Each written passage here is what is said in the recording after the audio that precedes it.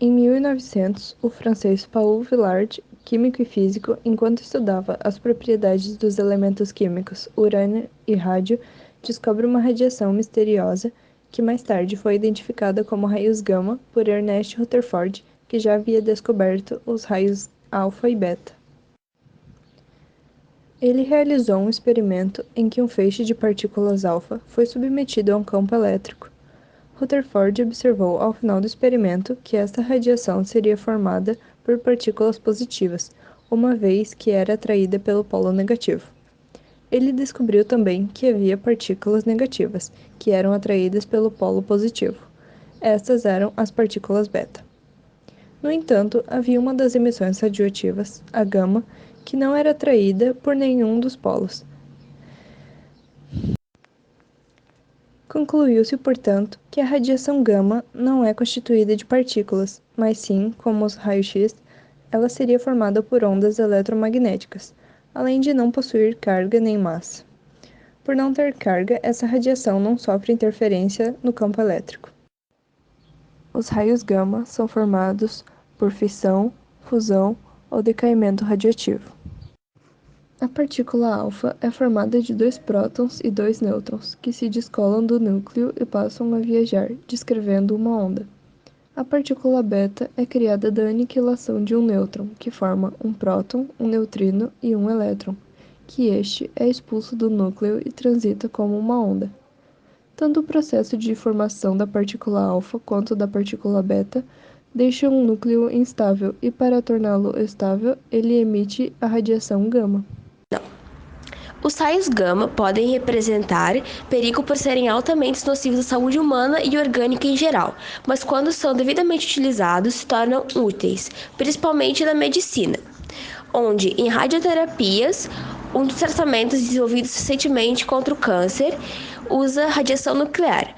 O destaque é gama, com seu alto poder de penetração, ele é capaz de atacar e destruir as células cancerígenas antes de tomarem conta do organismo. Calcula-se a dose da radiação, que não seria nociva, e então é feita a aplicação localizada.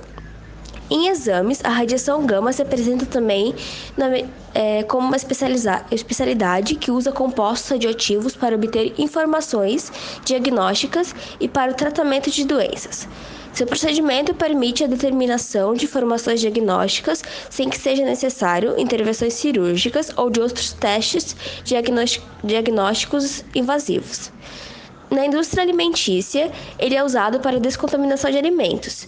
Ao expor os alimentos a essa radiação, ele elimina os micro-organismos prejudiciais, causadores de doenças e etc., assim aumentando a validade do produto. E na esterilização de materiais médicos, que devido à sua elevada energia, a radiação gama pode causar danos nos núcleos das células. Por isso, é usada para esterilizar esse tipo de equipamentos. A radiação gama é uma radiação ionizante, ou seja, produz íons que são átomos com diferença de carga. Ou seja, esses íons, quando em contato com outros átomos, fazem com que estes percam ou ganhem elétrons, ou seja, mudam o comportamento dos átomos. Nós somos seres constituídos de átomos que constituem moléculas e assim por diante. As nossas células nos mantêm vivas porque estão com o metabolismo em equilíbrio. Como a radiação gama desequilibra a composição química, isso gera má formação das células e, consequentemente,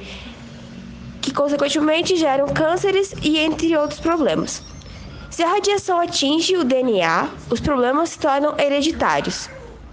Para evitar isso, devemos ficar bem longe da fonte geradora da radiação gama e com proteção de placas de concreto ou chumbo.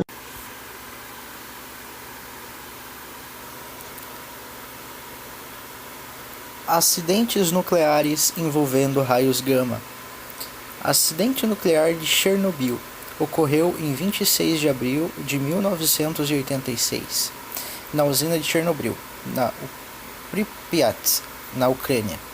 É considerado o pior acidente nuclear da história e o primeiro que chamou a atenção das autoridades para o perigo dos raios gama. A nuvem de radioatividade atingiu a União Soviética, Europa Ocidental, Escandinávia e Reino Unido. É muito difícil estimar o número de mortes em decorrência desse desastre, porque muitas mortes ainda ocorrem e ocorrerão em decorrência de ainda presença da radiação. Porém, um relatório da ONU, em 2005, atribuiu 56 mortes até a data e observou que mais de 4.000 pessoas morrerão pelas consequências. Existem duas teorias sobre o que poderia ter originado a explosão que resultou em um incêndio e o derretimento nuclear. A primeira atribuiu a culpa exclusivamente ao operador.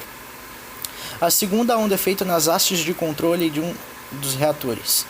A região onde se encontra a usina hoje é uma cidade fantasma, e disse que, para o bem da saúde, não é aconselhável permanecer mais de 15 minutos nas proximidades.